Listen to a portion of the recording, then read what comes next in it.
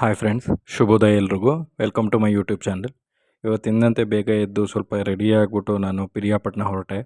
ಕಾರಣ ಬಂದುಬಿಟ್ಟು ನಾನಿವತ್ತು ಸ್ವಲ್ಪ ಅಡಿಕೆ ತುಡಿಕೆ ಮಾಡೋದಕ್ಕೋಸ್ಕರ ಕತ್ತಿ ಮತ್ತು ಜೊಲ್ಲೆ ಕೂದಲು ಮತ್ತು ದೋಟಿ ಕೂದಲೆಲ್ಲ ಮಾಡೋಕ್ಕೆ ಕೊಡಬೇಕಿತ್ತು. ನಮ್ಮ ನಿಯರ್ ಬೈ ಇಲ್ಲೆಲ್ಲೂ ಕೂಡ ಇರಲಿಲ್ಲ. ಹಾಗಾಗಿ ಪಿರಿಯಾಪಟ್ಟಣದಲ್ಲಿ ಮಾಡೋರಿದ್ದರು. ಈ 3 ವರ್ಷದ ಹಿಂದೆ ಅಂದರೆ 2021-22ರಲ್ಲಿ ನಾನು ಪಿರಿಯಾಪಟ್ಟಣದಲ್ಲೇ ಮ್ಯಾನೇಜರಾಗಿ ಕೆಲಸ ಮಾಡ್ತಿದ್ದಾಗ ಅಲ್ಲಿ ನೋಡಿದ್ದೆ. ಹಾಗಾಗಿ ಅಲ್ಲೇ ಹೋಗಿ ಕೊಟ್ಬಿಡೋಣ ಅಂತ ಹೋಗ್ತಿದ್ದೆ. ಈ 3-4 ವರ್ಷದ ಹಿಂದೆ ನಾನು ಪಿರಿಯಾಪಟ್ಟಣ ನೋಡಿದಾಗ ಏನಿತ್ತು, ತುಂಬ ಚೇಂಜಸ್ ಆಗಿದೆ, ತುಂಬ ಬೆಳ್ಕೊಂಡಿದೆ. ಪಿರಿಯಾಪಟ್ಟಣ ರೋಡಲ್ಲಿ ಹೋಗುವಾಗ ನನಗೆ ಸಿಗೋಂಥ ಊರುಗಳು ಕೆಲವೊಂದು ನೆನಪುಗಳನ್ನ ನನಗೆ ಮತ್ತೆ ಮರುಕಳಿಸ್ದಂಗಾಯಿತು.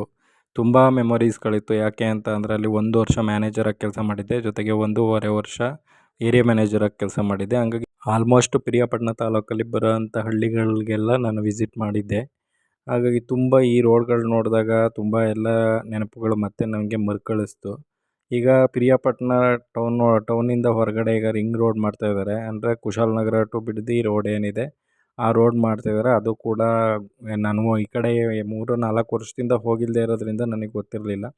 ನಾನು ವರ್ಕ್ ಮಾಡಿದಲ್ಲಿ ಕೋವಿಡ್ ಟೈಮ್ ಆಗಿರೋದ್ರಿಂದ ಅಲ್ಲಿ ಕೆಲವೊಂದು ಮೆಮೊರಿಗಳು ಹೇಗಿತ್ತು ಅಂತ ಅಂದರೆ, ಕೆಲವೊಂದು ಟೈಮಲ್ಲಿ ಊಟನೂ ಕೂಡ ಸಿಗ್ತಿರಲಿಲ್ಲ.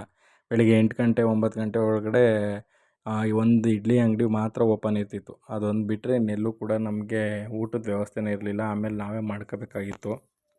ಕೋವಿಡ್ ಟೈಮಲ್ಲಿ ತುಂಬ ಹಳ್ಳಿಗಳಲ್ಲಿ ರೀಪೇಮೆಂಟ್ ರಿಲೇಟೆಡ್ ಗಲಾಟೆನೂ ಕೂಡ ಆಗಿತ್ತು. ಅವೆಲ್ಲ ನೆನೆಸ್ಕೊಂಡ್ರೆ ನಿಜವಾಗ್ಲೂ 12 ವರ್ಷ ಇಷ್ಟೊಂದೆಲ್ಲ ಸ್ಟ್ರಗಲಿಂಗ್ ಮಾಡ್ಕೊಂಡು ವರ್ಕ್ ಮಾಡಿದ್ನ ಅಂತ ಅನಿಸುತ್ತೆ.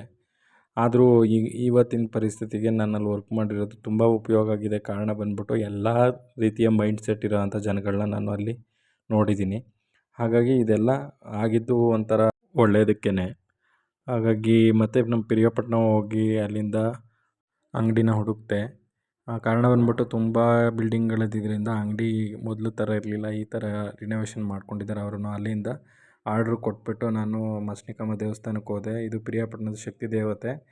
ಇಲ್ಲಿ ತುಂಬ ಜನ ಸೇರ್ತಾರೆ. ಇವತ್ತು ಭೀಮ್ನ ಅಮಾವಾಸ್ಯೆ ಆಗಿರೋದ್ರಿಂದ ತುಂಬ ಜನ ಅಲ್ಲಿಂದ ಮನೆಗೆ ಬಂದೆ. ನನ್ನ ಹೆಂಡ್ತಿ ಬೆಳಿಗ್ಗೆ ಹೋಗ್ಬೇಕಾದ್ರೆ ಕೂಡ ಪಾದ ಪೂಜೆ ಮಾಡ್ತೀನಿ ಬೆಳಗ್ಗೆನೇ ಅಂತ ಹೇಳಿ ಹೊರಟಿದ್ಲು. ನಾನು ಬೇಡ ತಡಿ ಕೆಲಸ ಮುಗಿಸ್ಕೊಂಬರ್ತೀನಿ ಅಂತ ಹೋಗಿದ್ದೆ. ಹಾಗಾಗಿ ಮುನಿಸ್ಕೊಂಡಿದ್ಲು. ಆಮೇಲೆ ಬಂದಾದ್ಮೇಲೆ ಪಾದ ಪೂಜೆ ಮಾಡಿದ್ಲು. ಇಷ್ಟ ಆಗಿತ್ತು ಇವತ್ತಿನ ವಿಡಿಯೋ. ದಯವಿಟ್ಟು ವಿಡಿಯೋ ಇಷ್ಟ ಆಗಿದ್ದರೆ ದಯವಿಟ್ಟು ಶೇರ್ ಮಾಡಿ, ಸಬ್ಸ್ಕ್ರೈಬ್ ಮಾಡಿ, ಕಮೆಂಟ್ ಮುಖಾಂತರ ನಿಮ್ಮ ಅಭಿಪ್ರಾಯ ತಿಳಿಸಿ. Thank you.